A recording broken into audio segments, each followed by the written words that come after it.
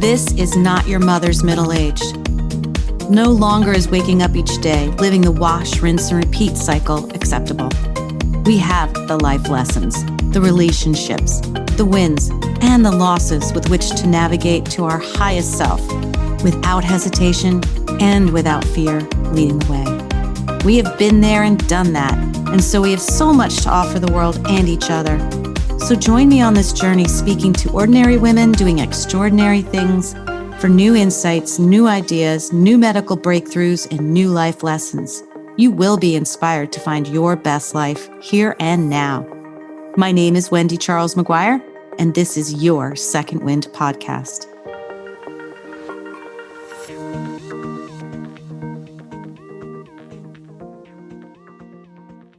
So today on Second Wind, we have a wonderful woman brought to me by Kelly Grace O'Connor, who recently did a TED Talk. Look it up for Goldenistas. Awesome. I just had to do a little plug there for her. However, today I have Jamie Sarche. She's a wife of 30 years, a mother of 2 sons, and she has been the director of pre-planning and what? The funeral and memorial services. So I help people get all their plans in place, hopefully decades before they need it. There you go. For almost 13 years at Feldman Mortuary, but she didn't start her career dealing with death. In fact, her dream was to work in television and radio. And you're not the only person that started in television and radio and then did a complete, about face. And what happened with her is she had some intuition and her own empathic awareness. And then this lightning bolt moment that hit her, that changed her mind and her trajectory and her life. And this topic of death, I'm broaching on the Second Wind podcast because I've always been scared of death. So, and anxious about it. And I believe after all the research I've been doing and talking to people like Jamie, we in the last 200 plus years have kind of separated death from life when really death is part of life. And that could be why we don't talk about it, why we don't have open conversations and good feelings and all the things that we should and deal with it ahead of time. So this is a really needed conversation. So Jamie, welcome to Second Wind, the podcast. Thank you so much for having me. I'm just so thrilled to be here. And your introduction of me was just so powerful and perfect to the point where I'm thinking I got to transcribe that and use that as my bio when I go to other engagements. So thank you so much. Wendy. You're welcome. It is yours. Thank you. I will send it to you. So let's start, because when you hear lightning bolt moment, that we all perk up and go, okay, what was that? What was that for you, Jamie? Yeah, it's really incredibly powerful. So as you said, I really was thinking I would be doing a career in TV, but that just really didn't happen. My husband got a job in Little Rock, Arkansas. We moved from Denver there. And so there really wasn't a role for me there. And then we moved to Cheyenne, Wyoming, and there just wasn't a place for me there. And I had children and then just was taking care of children. And it was really, powerful and important work. And just sort of didn't know what I was going to be next. And I had a very close friend who went to meet with the owner of Feldman Mortuary. She was considering a career as a death doula, which is kind of a new-ish thing. And she thought, I'll go speak to him. And she's good friends with his brother. I'll go speak to him and see if he has some thoughts on the subject. He didn't know anything about it, but he said to her, I'm looking for someone to do pre-planning. Are you interested? And just that evening, she and I had dinner and she shared with me that conversation. And I knew nothing about pre-planning, literally didn't know anything about funerals other than the ones I had been to, but right. I just absolutely knew that was the job for me. It was literally a light bulb or light bulb, Lightning bolt. Because Light you bulb said too. you said you felt it in your body. I did. I just absolutely knew that it was exactly what I was supposed to be doing. I never questioned it. I never had second thoughts about it.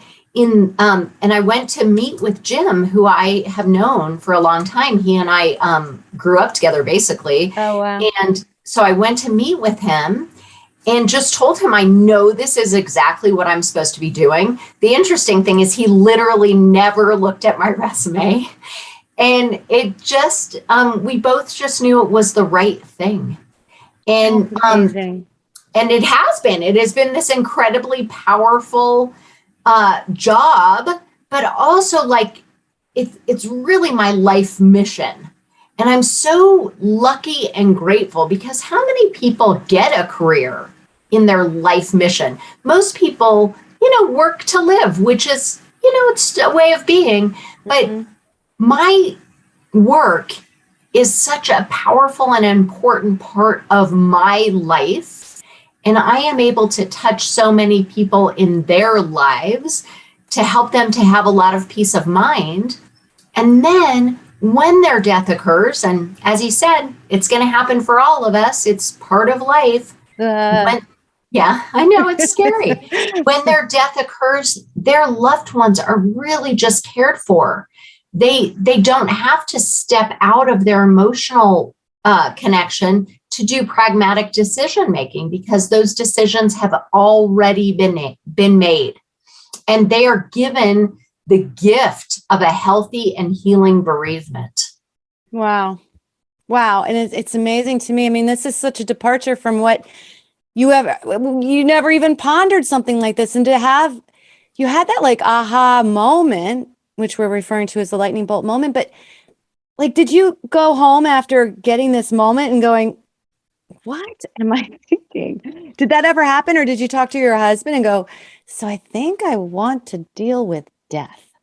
It's an interesting thing because I just have always been good at talking about hard stuff.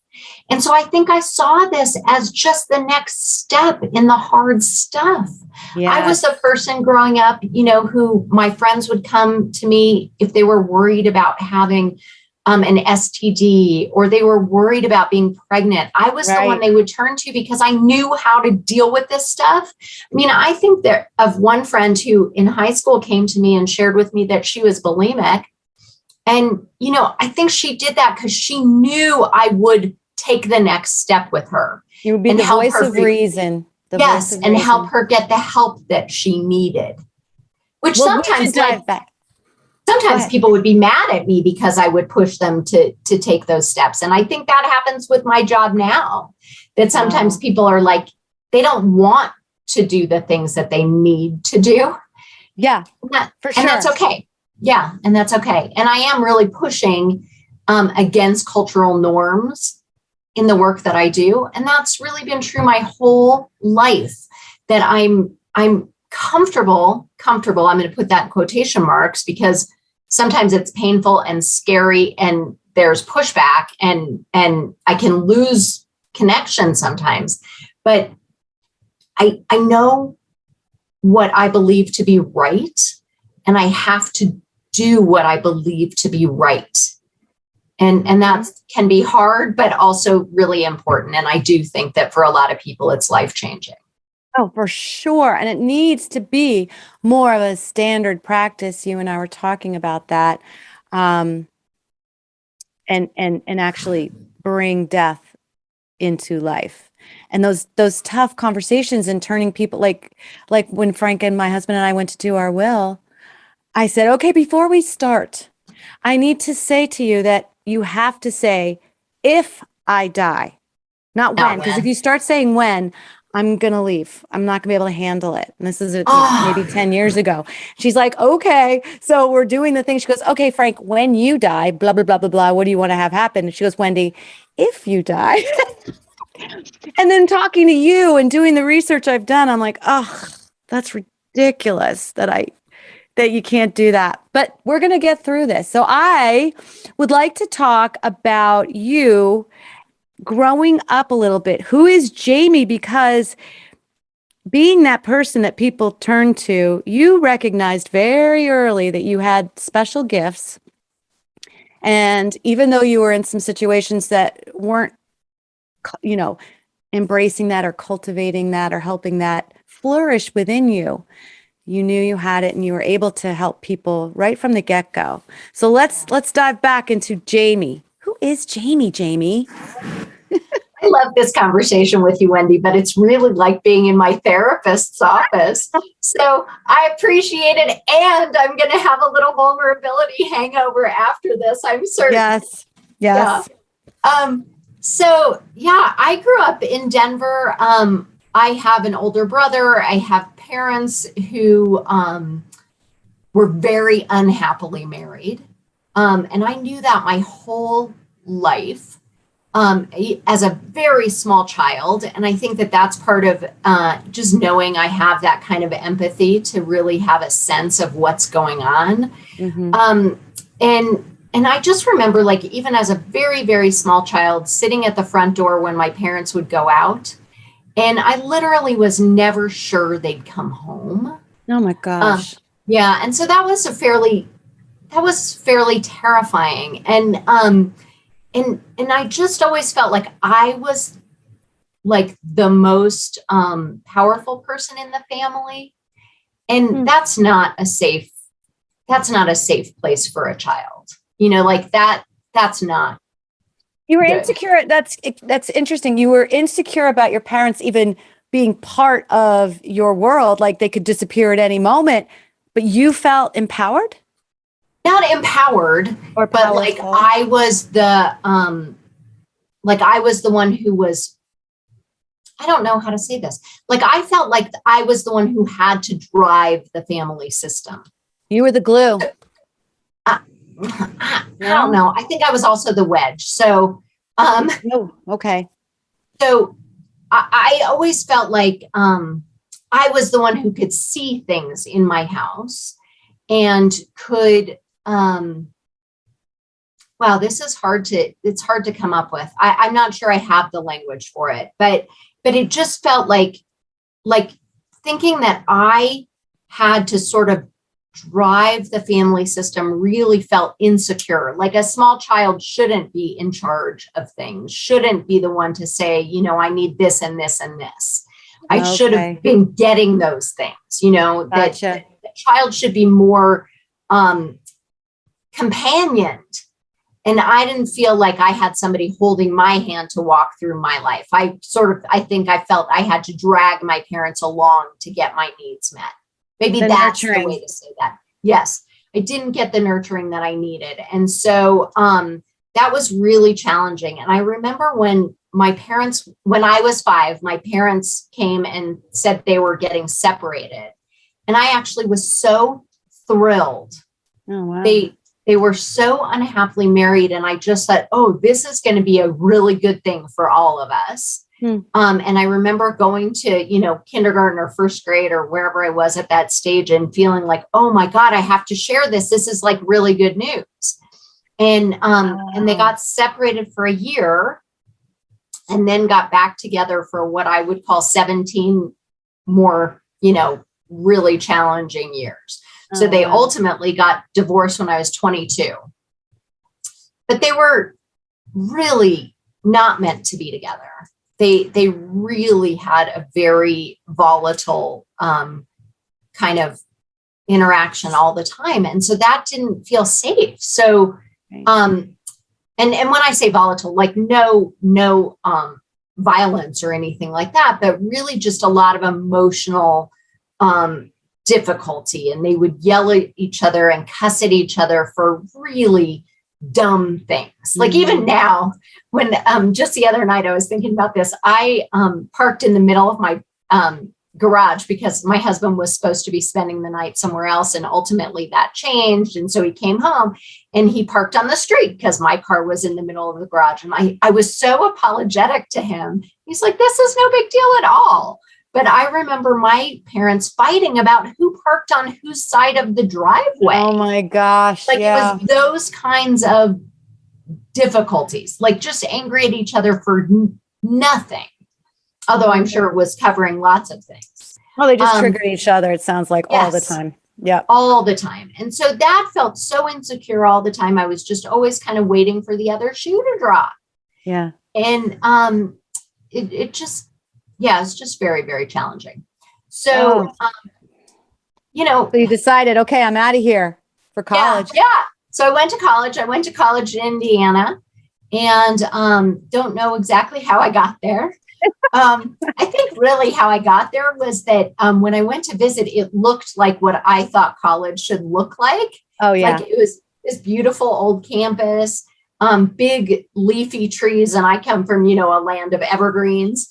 And it looked like all the movies that I had seen of college. Okay. And so I decided to go there. And it was not a good fit for me. There was a great media department. So that was good. And I got to work on the radio station, and I got to work in the newspaper, and that was all really good. But other things were not so good. Socially, it was very, very challenging for me. And it was a really conservative campus. There were very few Jewish people, and I'm Jewish, and most people there were from pretty small towns and didn't know Jewish people. Oh my gosh. And it was really very white. And so I think about the kids who were there who were Black, it must have just been multiplied how difficult it was. Yeah. And again, such a conservative place, and I'm not a conservative person at all. And in fact, I would cause trouble for myself because I had to speak up all the time. And so it was just always, it was hard, and it just didn't fit. It just didn't fit me, but I stayed there for all 4 years. Is that when you discovered Gloria Steineman? So Gloria Steinem, I think I started reading Gloria Steinem when I was about 16 years old. Okay. And I really think that I needed to kind of figure out who I was. And her writing really helped me to do that. Yeah. And I didn't really recognize how powerful and important she was in my life until 2008. And in 2008, she was traveling the country. It was when Barack Obama got the Democratic nomination. And she was traveling the country to help people who were Hillary Clinton supporters to come along to support Barack Obama. And so I got the opportunity to host her at my house. Oh my gosh. Yes, very powerful and lovely. And I had about 80 people here. How do you even clean your house for something like that? Oh my God, that would send me over the edge. It was okay. And so it was really fun. And so in preparation for that, I reread Revolution from Within. Mm-hmm. And in rereading it, I looked at that and I said, oh my God, all of my way of parenting my two sons comes directly out of this book. And it also goes back to my own childhood of that idea of never feeling understood, never feeling seen, and never being able to be authentic. And that's what she talks about, is how important those things are. And that has always been what I wanted to do with my children, is allow them to always know that whoever they are is good. Right. We want to be connected with who they are and help them to find their best selves and to feel comfortable in their own skin and to feel like they can be authentic and seen and be honest with us. One of the things that I think, I don't know if it comes from this book or what, but one of the things that I've really wanted to do with my children who are 23 and 26 is allow them to tell me when I'm not giving them what they need. And not be angry about it. Try hard not to be defensive about it, although I'm not always great at that. But to allow them to say, hey, I need something different from you. Mm.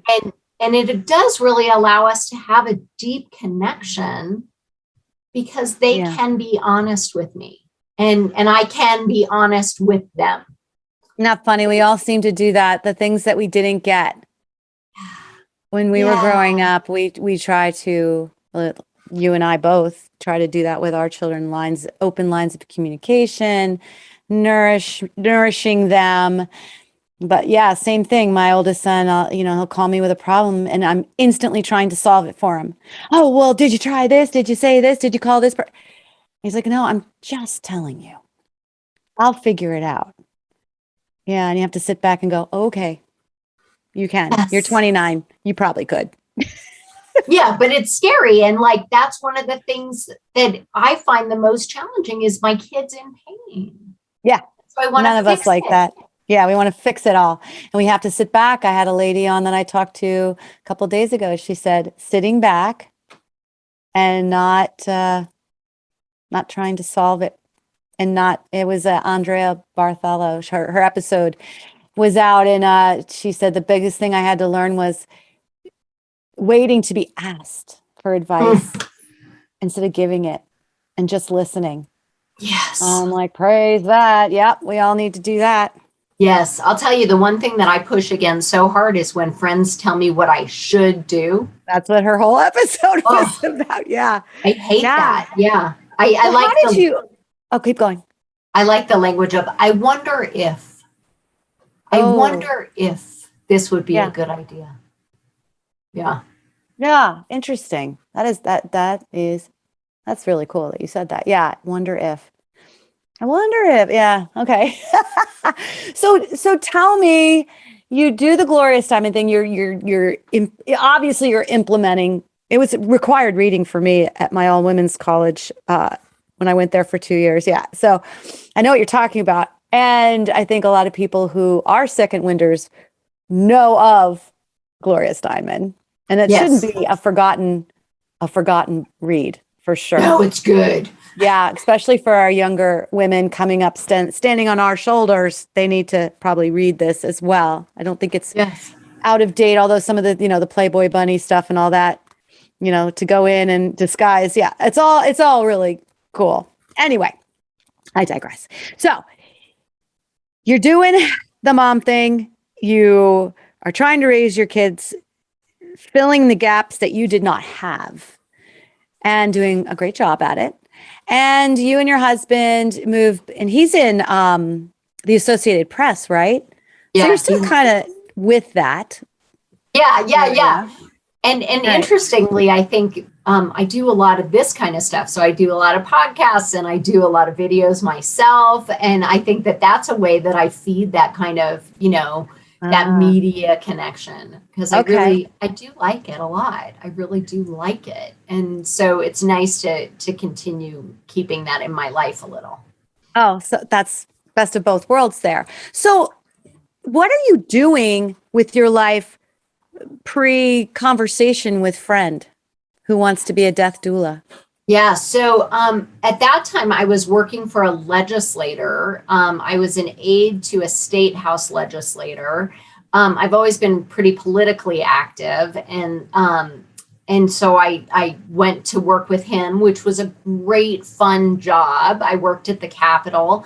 It was part-time, and it's really paid is really in quotation marks. I mean, I think it was it's really almost a volunteer job. Right. And it was great because I could help people solve some issues, and they would call the office, and often they would call about things that have nothing to do with the state house. They would call because they were seniors in need of having somebody to shovel their walk. And so I am a big believer that we have to help people to understand that government is, number one, is us, and that it works for people. And so instead of saying, well, you really need to do, why don't you call your city council person? That's not something we do, or I don't know how to help you find this.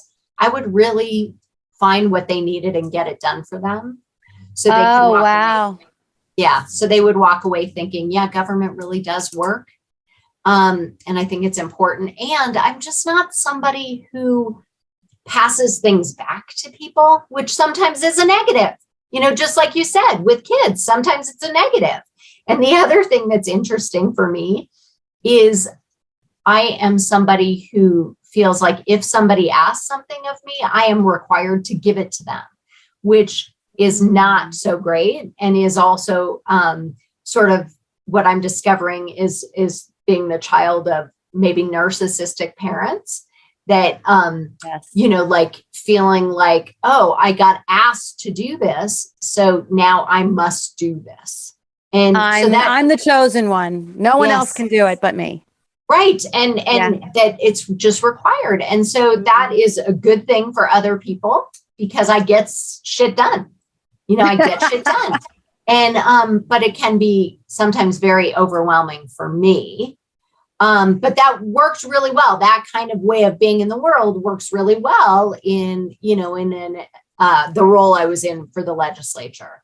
And so I did that for 2 years. And then I just thought, I want something more and I'm ready for something more. And I really just started putting that out in the universe.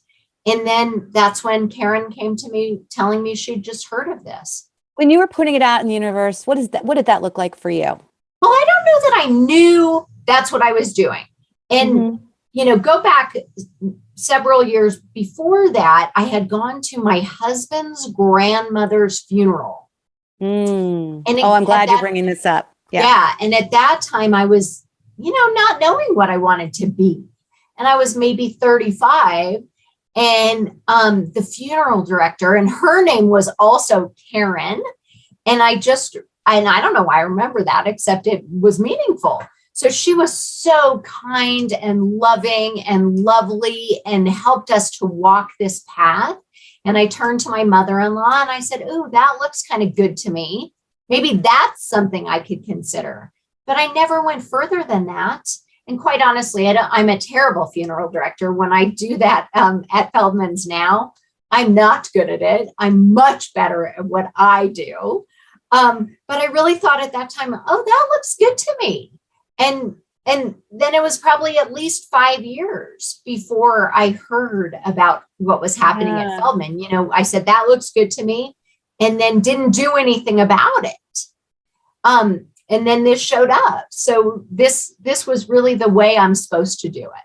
Yeah. And you noticed the name Karen, because that was your friend, Karen, who brought this opportunity to you out of nowhere because she was looking for an opportunity.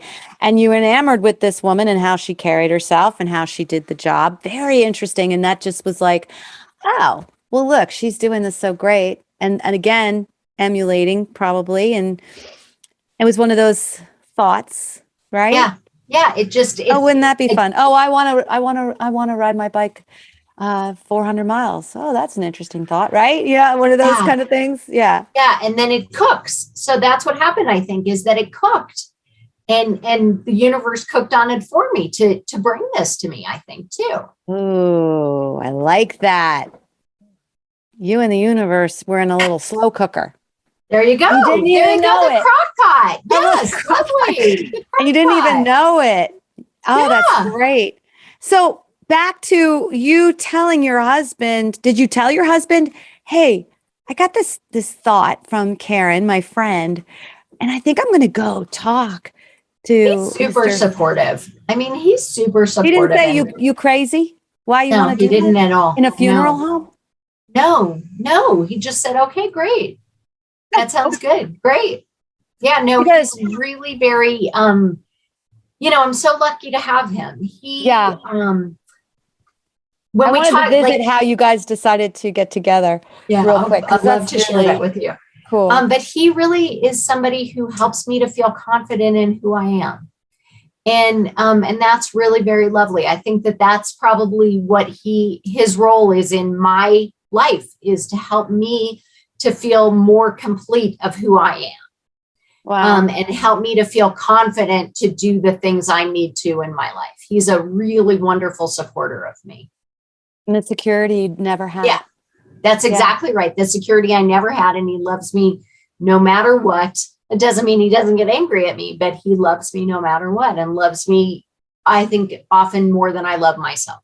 Oh, that's exactly what we're supposed to look for, I think. Yeah. But you say that you had a arranged marriage. I do. Yeah, we did. We absolutely have an arranged marriage. So we've been together since we were 19 and 20, I think. And we'd been friends for a long time. His parents and my parents met at somebody's bar mitzvah. They liked each other, and his mom, Carol, would call my mom. And, of course, that's when you had landlines. And I was home, and my mother was never home. And Carol would talk to me. And then when I was about 15, she started taking me to lunch. Interesting. And I will really tell you, is the first person who I believe loved me unconditionally. Did she have daughters? She has a daughter, and she has 3 sons. And she just was so good to me. And one day when I was about 16, I told her I thought John was cute, and he is, and really was then. Oh my God. Her son, John. Her son, John. And that was when she started moving forward in that path to bring us together. And we had our first kind of date, I'll put that in quotation marks, when I was a senior in high school and he was a freshman at Colorado University in Boulder. And I called him and told him that I was going to Boulder to look for a prom dress, which was a total lie. But would he like to have lunch with me? And we had lunch and we had fun. And I think after that, he was talking to Carol, his mom, and told her that we had a good time. And she's like, "Are you going to see her again?" And he is like, "I don't think so." Because he's not he's a freshman in college. But also like he didn't date a whole lot. Like a lot of women really liked him, but he didn't know how to take that in. But we were good friends for a long time. And then I think it was when I was about 19, we went out one night and he said to me, "I just want to be friends." And I said, "I don't think so. I don't think you just want to be friends." And then we weren't just friends. Then we got very, very serious and got engaged, at 22 and 23 and married at 23 and 24. And thank God it's worked out really well. I mean, I don't know a lot of people who got married at that age who are still married. And it's really very funny to think about it because like when we were picking our wedding invitations, we didn't even know what colors we liked. Like our wedding invitations have a gray background with a white card and black writing on them because we didn't know what colors we liked. Oh, that's funny. Yeah. Oh, that's so we're funny. so lucky that we could grow together. And we've done a lot of growing and have been in a lot of therapy and really have changed each other for the better and are just really committed to this marriage. And it's really funny. Like I was always sure my parents would get divorced long before they did. And, as I said, kind of looking forward to that happening. I don't think my kids have ever thought that we would get divorced. I think our kids have always felt very secure in our marriage. And quite honestly, I think that that's the biggest gift we've ever given them. Yeah, is definitely. that sense of security. And I love that you said therapy. Yeah, it's Frank and I will work with Ola, who is also on the show, with imago therapy. And every time we start to go sideways and I'm getting triggered by him or he's getting triggered by me, it's like, we're calling Ola. I don't know what imago therapy is. It's more this, repeating. So my husband will be asked a question, and how does that make you feel, Frank? And he'll say how he feels. And then I have to listen and repeat it back. And this girl gets it wrong almost every time because I'm not actually listening. And so we already go to our defenses in our mind and so on. And I wonder how much that has to do with when you're sitting there talking to families about an impending death. If they're blocking because it's painful or they're defensive about it. So let's talk a little bit about what you do. Yeah. So let's because I'm not usually talking to people about an impending death. Oh, you're not? I am hopefully meeting with them decades before a death. Oh. My clients, the average age of my client is 73. I would like to see it be more like 53. Really? It is much easier to think about this stuff when it is theoretical. So I do meet with people when they are dying sometimes, but I'm not usually the right person if it's pending. If it's going to be in the next couple of weeks, it's not for me. It's really for the funeral directors because the family should start a relationship with the funeral director. Gotcha. But, so are you like the liaison between are you like the first step that people take? only if they're doing it long before a death. Okay. So like if you, Wendy and Frank wanted to make these plans now, which I would encourage you to. I know. Okay. That doesn't mean you have to, but I think it's a good idea. I did my own plans when I was 42. Wow. My husband has his plans. Our parents all have their plans. Sometimes I think about doing my kids' plans. I probably should. But you do it long before it's needed. Although, quite honestly, Wendy, how do we know when it's going to be needed? I know every day. You just never know. You never know. And if COVID has taught us anything, we're all vulnerable. Oh, you're right. You never know. And so I'm meeting with people, hopefully, while they're still well.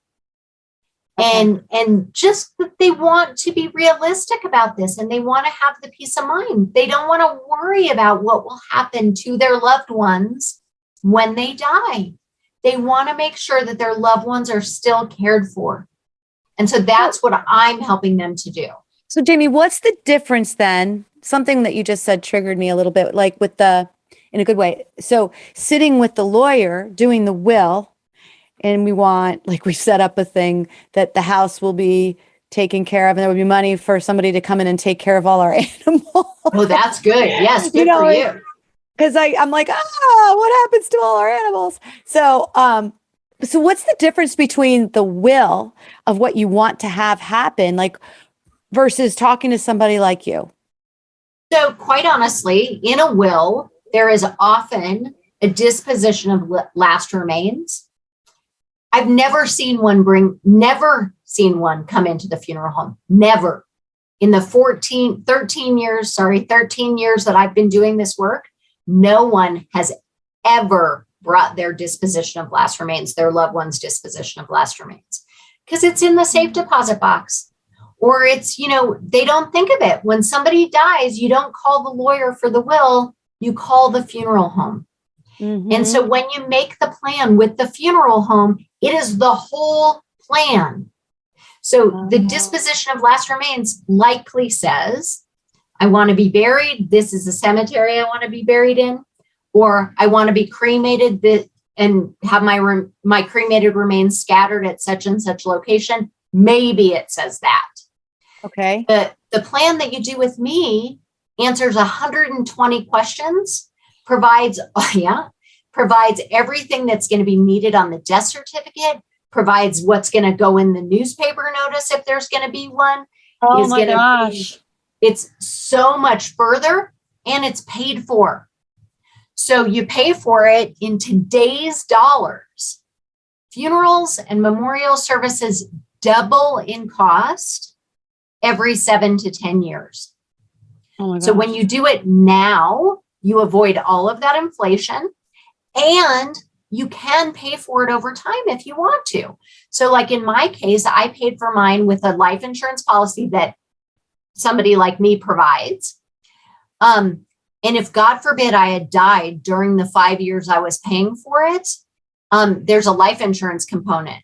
Now I have life insurance. I have whole life insurance. That's all going to be in effect at the time of my death.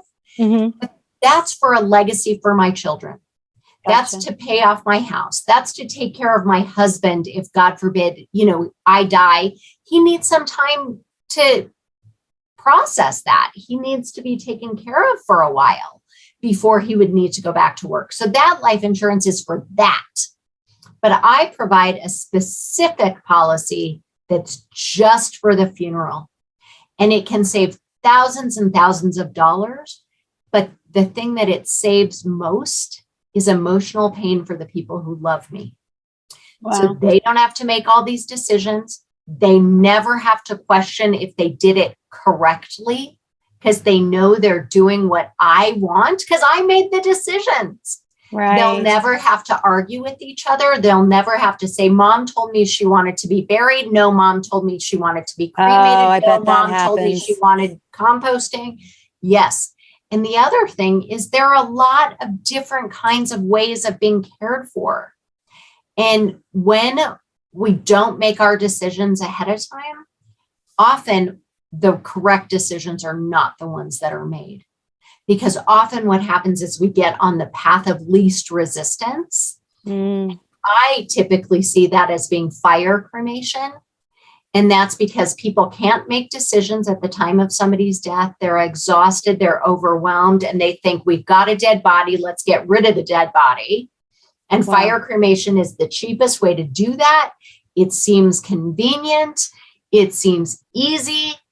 And then often people feel like their loved one disappeared.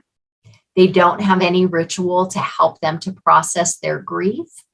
And it often goes against what people's values are in life, because cremation, fire cremation, is actually environmentally terrible. Yeah, you told me that. I was shocked. Right. Most people are shocked. They think since they're not using up space that it is a great decision. It's a terrible decision if they want to do things in an environmentally sustainable way. It is terrible. And so it's just really important that these decisions get made ahead of time. It just, and long ahead of time, not when somebody's in hospice, because when somebody's in hospice, our job as the people who care for them is to be present for them and for our own emotions about it. There's no window that will close. We don't have to let the funeral home know ahead of time this is going to happen. Number one, we can't calendar it anyway. So when somebody's dying, literally actively dying, that's not the time to do this. Wait until after the death, unless it gives you a sense of control over something. But do it long before. And the truth of the matter is we're all dying. We just don't know when that'll be, but we are, that's what happens. That's what our life is. You're right. Ryan Holiday, the Stoic. He's the guy that talks about all the Stoics. And he said, hey, sorry to tell you this. I'm usually not right at predicting all the time, but I can predict this. You're dying right now. You hear that and you're like, oh God. Yes. I'm turning the channel. Yeah. I once did a presentation. We watched the film Being Mortal, which is Atul Gawande. Do you know that book, Being Mortal? Oh, it's a great book. You ought to read it. I'm going to read it now. Okay. And then there's a Frontline documentary, and he's a surgeon. And in this documentary, he's going to meet with all these palliative care physicians and these people who have terminal diagnoses. And he's talking to them and talking about what he wishes he would have done differently as a doctor and learning from all of this. Anyway, we watched this film and about 75 people were having a conversation about it. And this man raised his hand when we were having this conversation and he said, but these people all know they were dying. So it makes sense to me that they were making their plans. They know they're dying. And I'm like, well, we should all know we're dying. Yeah. But just like you, people want to think if, not when. If it's an if. There's another good book that I want to mention while we're talking about it. It's by Catherine Mannix called With the End in Mind. And that helped me a lot say, oh, I should probably do something on the podcast about death, because it gave me a whole new way to look at it, which was very, I'm not going to say that word. Cathartic. That's my word. But with Lyme, I have no mind. And you were talking about another good point of doing it ahead of time is when you have grief. You were saying, because we're talking about my Lyme symptoms right now, and you were saying, oh, I find that with people in grief, they also kind of get cloudy in their minds and their decision making, and that's a part of grief, because grief takes over part of your brain, and that it's going to be worth talking to people who know a lot about that also, what happens to our minds. So doing it ahead of time, obviously, for many reasons, is important. Do you have because you're talking to people, but you're also opening up. I'd love for a couple of things. One, a situation where you ran into some people that were like, whoa, I'm not, the resistance you were talking about. And then maybe talk about a situation where maybe you had the resistance, maybe it's the same one, where you had the resistance and then you were able to work through it with these people because that's your skill. You were able, as a young woman, to sit with a friend who was dying and be able to ask the questions like, how are you feeling about this? Where everybody else kind of runs away. I ran away. My dad was dying. We knew it for 2 years. I spent time with him. But did I ever say, hey, how are you doing with this? I don't think I did, because you just don't want to address the elephant in the room. Well, and I think what happens is that you don't want to make him feel worse. Yeah. You know, I think that's what it is. And then he's not going to bring it up with you because he doesn't want to make you feel worse. So, but talking about it is supposed to be so good. Well, it is good, but we're terrified by it. Yeah. Because we're told culturally that we never should, that it's morbid and it's dumb. It's not morbid. Yep. That's right. So I'll tell you one story. So I had a person call me and she said, you know, my parents are getting older. I really want them to put these plans into place. I'm really terrified for what's going to happen when one of them dies. I don't know what to do. How do I do this? And I said, I know it's scary, but I just want you to know it doesn't make anything happen. So I'm going to encourage you to be brave and talk to your mom about this and then let me know. So she did. She went to her mom and she said, Mom, I really just want to talk about this. Is this okay? And her mom said, oh, thank God. I wanted to talk to you about it, but I was afraid I'd make you scared. And so I think that it can be really good. I will tell you that oftentimes people will tell me they want to put the plans into place, but their kids tell them not to. What? Yeah. Their kids don't want to acknowledge the reality of mortality. So I have a client who they did a plan. They had been paying on it for over a year. And they called me and said, our kids are horrified that we put this plan into place. They say we have to cancel it. What? No. And I said, well, that's a terrible idea. If you cancel it, you're going to lose a lot of money. Yeah. And your kids are going to have to pay for it at the time of your death. It's going to be a lot more money and they're going to have to make all the decisions. And she said, well, they say they are horrified we have to cancel. And I could not convince them even to do a reduced paid up, which would allow them to salvage some of the money. They wouldn't do it. So they lost all this money. And now when they die, and they will, their kids are going to have to face this at that time. And I just really do think that the kids were just convinced that if you look at death, it makes death happen. Makes it happen. And it doesn't. Like a superstition. Yeah, like a superstition. And it doesn't make it happen. I did 180 plans this year. Everybody's fine. Oh, wow. They're living. They're doing well. And when it does happen, the path is going to be created for their loved ones to walk on. It's a gift. It's a gift, and it doesn't make anything happen. And I will tell you that many, many, many of my clients who come in, they come in scared and they've never had a conversation about this. And they always say, I have the weirdest question. It's never a weird question. They just think they're weird for having questions. What's the weirdest question? It's never weird. I will tell you, I did get one weird question once. And I'm so grateful that this woman asked me the question. Okay. So this was a woman whose mother had died. They were Iranian. And so they come from a very modest culture. And this daughter believed something that she misunderstood. And I don't know if it was about a language barrier. In Jewish tradition, ceramic shards are placed on the eyes to keep them closed. Somehow this daughter understood that to be clay placed in all of the orifices.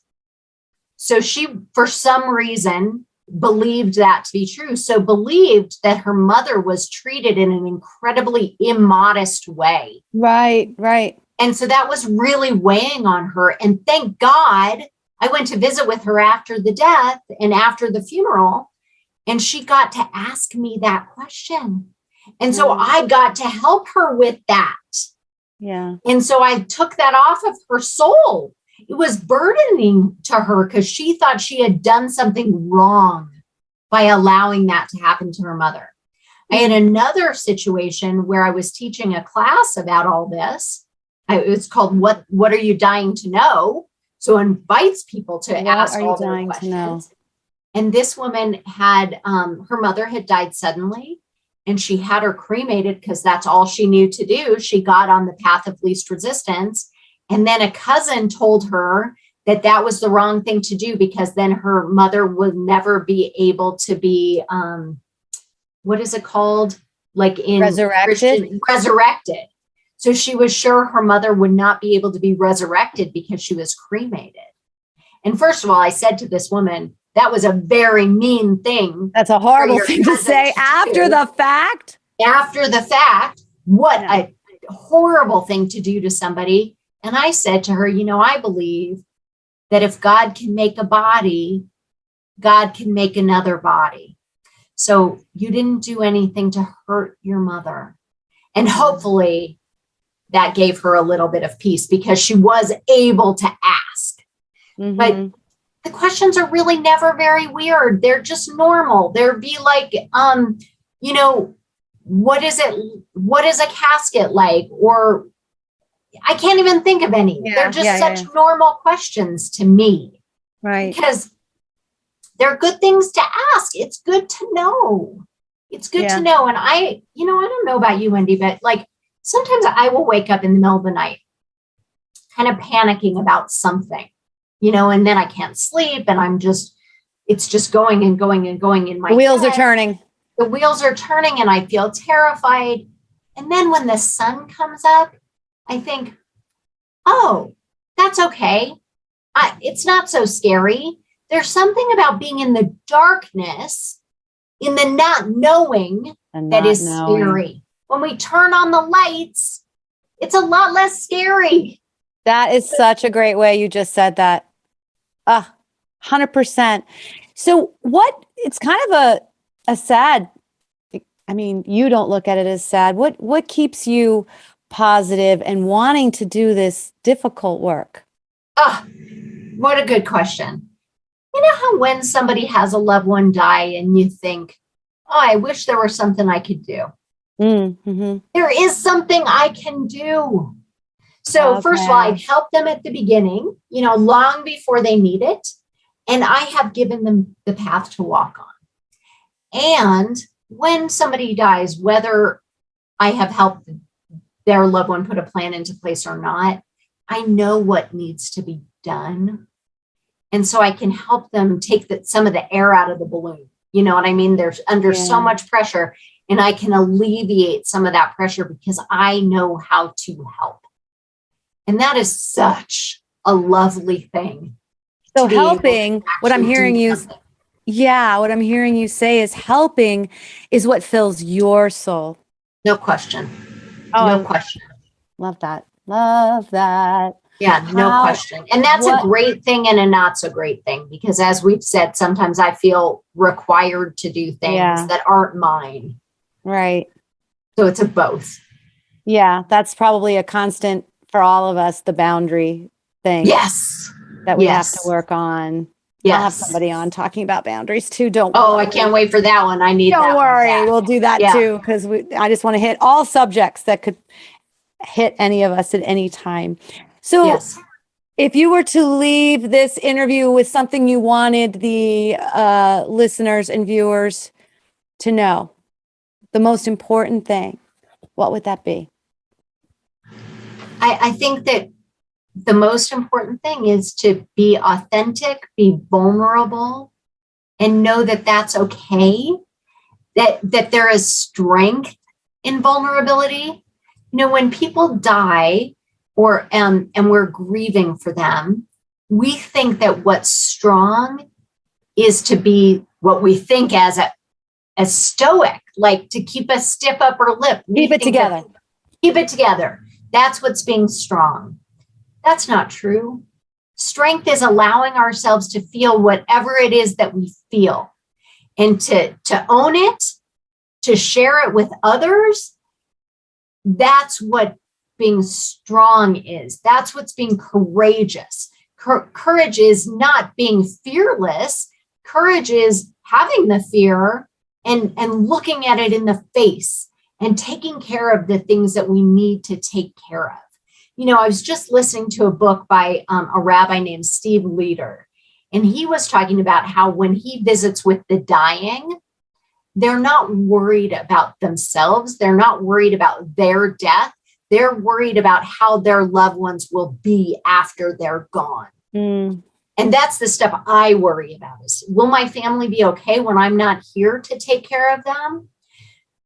By doing these things in advance, we are still there to take care of them when they need it the most. You're right.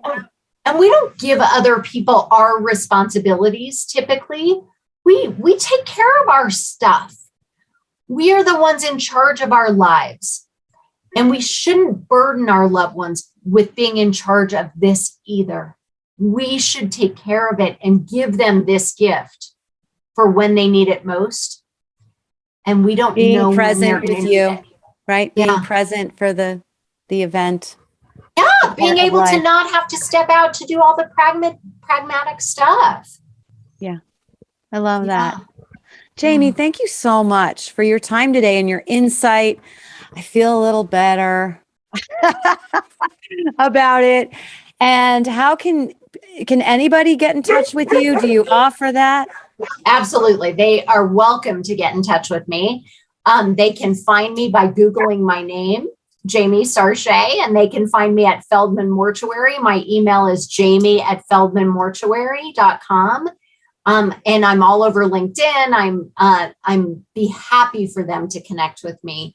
And if they live in a state other than Colorado, I can serve as a consultant for them, but I cannot put these plans into place for them. They would need somebody in their state, but I can absolutely help them to find that. So you do offer consultations? Sure.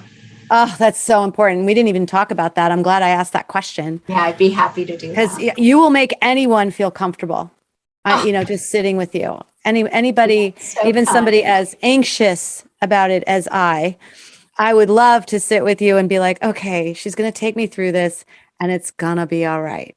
Well, and Wendy, I just have to say, I hear you say that you have anxiety about it, and I believe you, but you're in it still. You're still allowing yourself to look at it. And that I just have to give you a lot of props for that. Oh, thanks. Well, that's what Second Wind does. It makes you look at everything. That's great. Yeah. And that is where we are in our life, is just saying it's okay to look at everything. Look at everything. Yeah. Ponder, feel it. Yeah, and then decide whether you want to keep it or let it go. Absolutely. For sure. Well, thank you so much for your time today, Jamie. I love talking to you. We are now BFFs. And until next time, breathe in your second wind.